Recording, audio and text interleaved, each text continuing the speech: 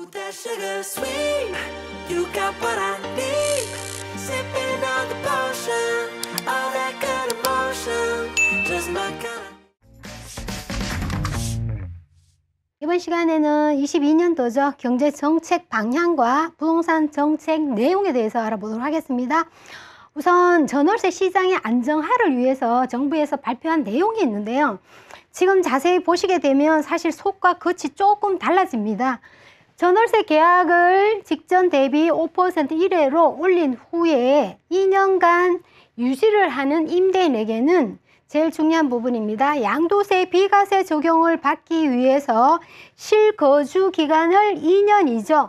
2년 중에 1년을 채우는 것으로 인정하는 것으로 결정이 났습니다.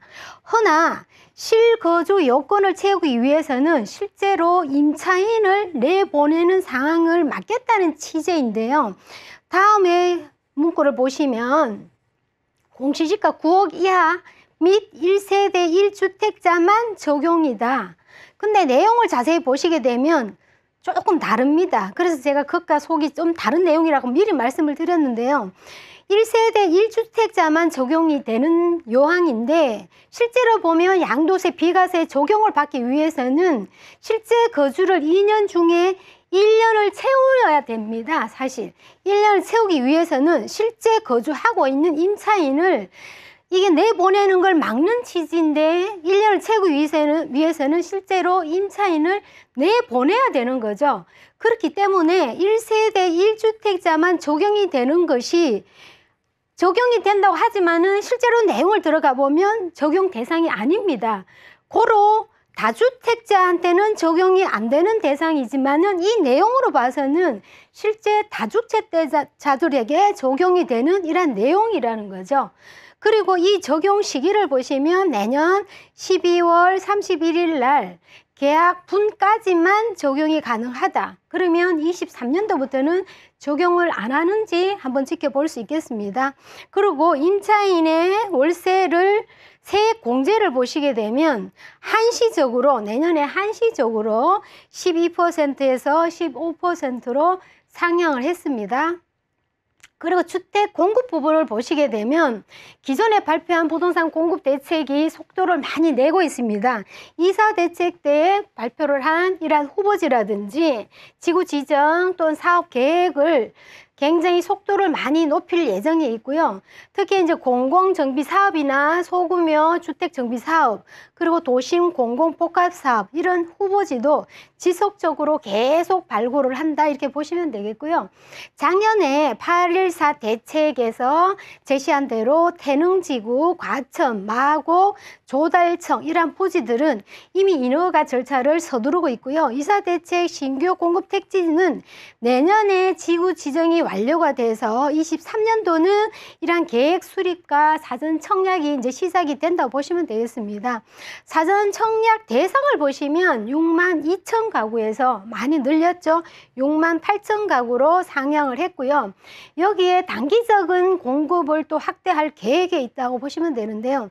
작년에 11월 19일 날 전세대책 발표를 한 내년분에 대해서는 공급량 기준이 3만 9천 가구에서 4만 4천 가구, 5천 가구 이상이 공급이 늘어났습니다. 여기에 따라 소득과 자산 기준이 폐지될 전망에 있고요. 공공전세주택과 신축 매입 약정서, 비주택 리모델링, 신축 전세 계획 물량이 빠르게 공급이 되고 있는데요. 여기에는 또한 조립형 주택까지 용적률이나 건폐율을 최대 15%까지 완화를 한다는 이런 내용도 들어가 있습니다. 지금 우리나라 경제 성장률을 보시게 되면 지금 코로나가 지속된 지 이제 벌써 2년이 넘어가고 있죠. 경제 성장률은 당연히 올해 대비 보시게 되면 굉장히 많이 줄어들고 있다 이렇게 보시면 되겠습니다. 당연히 코로나로 인한 경제가 악화가 많이 돼 있는 사양이 눈여겨볼 수 있겠고요. 내년에 역시 마찬가지 이러한 내용들이 줄어들 예정이 있다 이렇게 보시면 되는데요. 취업도 마찬가지입니다. 지금 취업난이 굉장히 심각한데요. 청년들뿐만 아니라 중상층까지도 중노년이죠. 굉장히 많이 취업률이 감소가 되어 있는 사항이라고 보시면 되겠고요. 반대로 이 고용률을 보시게 되면 약간의 올라가 있는 것으로 보여지고 있습니다. 물가지수, 소비 물가지수를 보시게 되면 당연히 많이 내려갔죠. 마이너스 소비 물가라고 보시면 되겠고요. 경상수지를 보시면 910억 불, 그리고 800억 불인데요. 많이 감소가 된 걸로 보여지지만 실제로 수출과 수입을 보시면 약간 상승한 것으로 보여지죠. 지금 코로나로 인해 가지고 정상적인 생활을 못한 지 꽤 됐습니다. 경제 성장률 뿐만 아니라 이중고를 겪고 있는 것은 부동산에 대한 굉장히 세금 부분까지 많이 늘어났기 때문에 여기에 대한 이중고의 부담을 안고 있습니다.